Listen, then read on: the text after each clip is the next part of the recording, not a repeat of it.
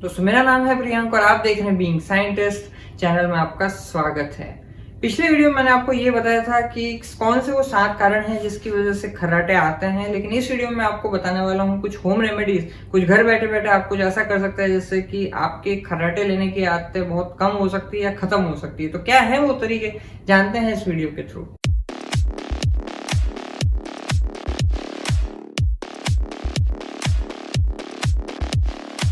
So number 1 thing is sleeping position. तो अब जैसे कि स्लीपिंग पोजीशन क्या है, जैसे मैंने आपको बताया था कि अगर बैक आपके पीछे और सो रहे हैं तो चांसेस बहुत बढ़ जाते हैं आपको खर्राटे आने के। तो एक काम आप ये कर सकते हो कि अगर आपको लेट्स से कि आपको sleeping on the back side की आदत है तो आप वहां पे जो आपका सर है उसका कुछ जो तकिया है उसको आप 2-4 इंच का, मतलब 4 इंच का तकरीबन थोड़ा मोटाई बढ़ा लीजिए, ताकि आपका बेसिकली जो पोजीशन है वो थोड़ा सा नीचे टिल्टेड हो जाए, जिससे कि यहाँ का जो ऑब्स्ट्रक्शन है वो कम हो और वो थोड़ा खुल जाए।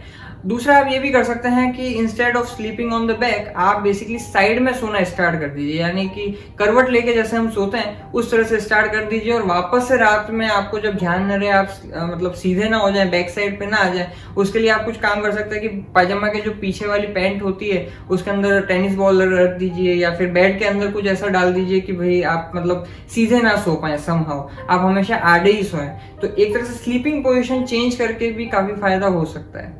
सेकेंड थिंग इज कि आपका जो नोज है, मतलब नेसल पैसेज है, वो कितना साफ है।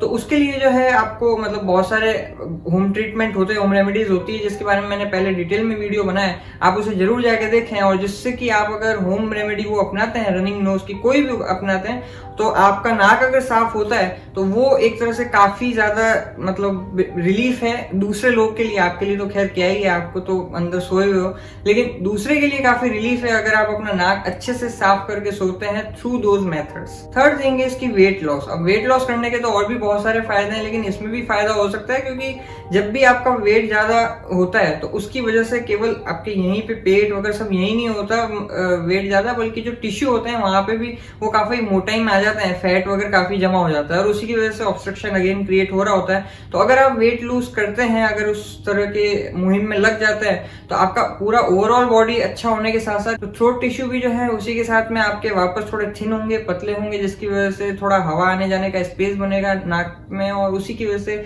खर्राटे आने की प्रोपेंसिटी भी काफी कम हो जाएगी।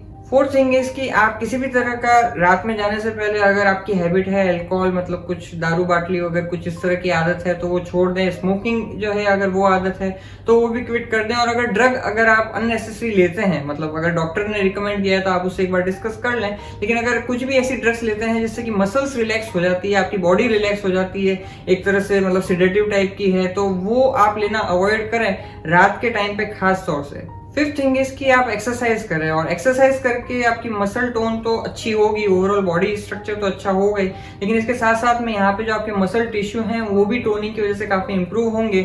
और ये खासतौर से उन लोगों के लिए ज्यादा बेनिफिशियल है जो कि धीरे धीरे एज में बढ़ रहे होते हैं, उनकी मसल टोनिंग धीरे धीरे एकदम मतलब अच्छी नहीं होती, डी टोन होने लगती है, टोन आउट होने लगती है बेसिकली। तो उन लोगों के लिए काफी हेल्पफुल हो सकता है। इसके अलावा स्पेसिफिकली जो है एंटी स्नोरिंग एक्सरसाइजेस भी होती है, जो मैं हर चीज तो नहीं बताऊंगा, लेकिन डिस्क्रिप्शन के अंदर लिंक है, आप वहां पे जाके पढ़ सकते हैं और आप देख सकते हैं कि उन एंटी स्नोरिंग एक्सरसाइज क्या क्या होती है, और वो भी आप फॉलो कर सकते हैं, जो कि स्पेसिफिकली आपकी यहाँ पे मसल टिश्यू को सही करने के लिए, उनको थोड़ा पतला करने के लिए भी होती है। सिक्स थिंग इज कि जो सोने का पैटर्न है वो फिक्स कर ले, मतलब जो भी टाइमिंग है आप फिक्स करें, और ड्यूरेशन भी जो है मतलब सही कर दें। ऐसे नहीं कभी 6 घंटे 5 घंटे 8 घंटे ऐसा चल रहा है, क्योंकि इससे अननेसेसरी मसल रिलैक्स हो जाती है।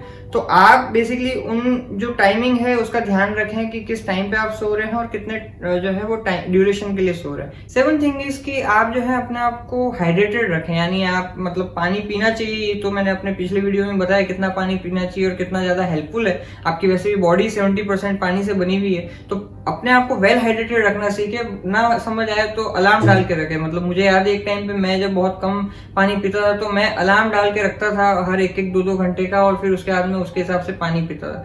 तो अपने आप को वेल हाइड्रेटेड रखें, और उसकी वजह से क्या होगा कि जो भी आपके जैसे म्यूकस सिक्रेशन होता है वो थिक नहीं बनेगा, मतलब वो स्टिकी नहीं रहेगा, उसमें एक तरह से लुब्रिकेशन बना रहेगा। इस वजह से वापस पैसेज जो है मतलब स्मूथ रहेगा जो आपका नेजल पैसेज है, और उसी के साथ में आपका बिल्कुल एयर पाथवे भी बिल्कुल क्लियर एंड क्लीन रहेगा। तो पानी पीने की आदत डालें। साथ के साथ में अगर फिर भी हेल्प नहीं करता है तो आप ह्यूमिडिफायर रख सकते हैं, जिसकी वजह से अगर बहुत ज्यादा ड्राई एनवायरनमेंट है तो humidifier would be of great help. Humidifier जो है आपको अगर करंट लगता है, जो मैंने अपने एक पिछले वीडियो में बताया था कि करंट लगता है तो वहां पे भी ह्यूमिडिफायर हेल्पफुल है। सर्दियों में अक्सर लगता रहता है करंट, तो so it could serve dual purpose basically. At thing is कि जैसे मान लीजिए आपका जो नजल पैसेज है वही अगर बहुत शॉर्ट है और उसकी वजह से कुछ प्रॉब्लम आ रही है, मतलब पैसेज से ही उतना हवा आने का स्कोप नहीं है और इस वजह से अगर खर्राटे आते हैं तो कुछ जो है एंटी स्नोरिंग अप्लायंस आते हैं वो आप इंसर्ट कर सकते हैं, और उसके बाद में मतलब वो थोड़ा पैसेज को मतलब एक तरह से आपके ब्लॉकेज को खोल के रखता है और उसकी वजह से आपको हेल्प मिल सकती है। जो एंटी स्नोरिंग अप्लायंस है उसका डिस्क्रिप्शन में लिंक आपको मिल जाएगा, आप वहां से जाके खरीद भी सकते हैं और आपको मिल भी जाएगा किस तरह से अप्लाई करते हैं। तो that could be of some help. अगर आप चाहते हैं कि मतलब आपका पार्टनर इस तरह से ना करे तो उसे गिफ्ट कर दीजिए। हो सकता है कि आपकी जिंदगी और उसकी जिंदगी, दोनों की जिंदगी अच्छी चलेगी, रिलेशन भी अच्छा चलेगा। Final and last thing is कि इतने सारे एक तरह से देसी नुस्खे बताने के बावजूद भी, कॉम्बिनेशन ऑफ देसी नुस्खे ट्राई करने के बावजूद भी अगर कुछ नहीं होता है तो सच में ऐसा हो सकता है कि एनाटॉमिकल लेवल पे कुछ प्रॉब्लम है और सिर्फ वो बाहर क्विक फिक्स करने से कुछ होगा नहीं, और बेसिकली डॉक्टर के पास ही फिर आपको जाना होगा और वो हो सकता है सर्जरी के लेवल पे, मतलब आपके जो बेसिकली टिश्यूज हैं उनको वो सही करेगा और जिसकी वजह से फाइनल एक तरह से परमानेंट इलाज हो पाएगा। तो पर आई होप कि इन्हीं से काम हो जाए तो बेस्ट है। मतलब कभी डॉक्टर का चेहरा ना देखना पड़े तो उतना ही अच्छा है। No offence intended to doctors, लेकिन जितना ज्यादा व्हाइट कोट से दूर रहा जाए भलाई तो उसी में है। तो आज के लिए इतना ही, फिर आपसे मुलाकात होगी। जय विज्ञान।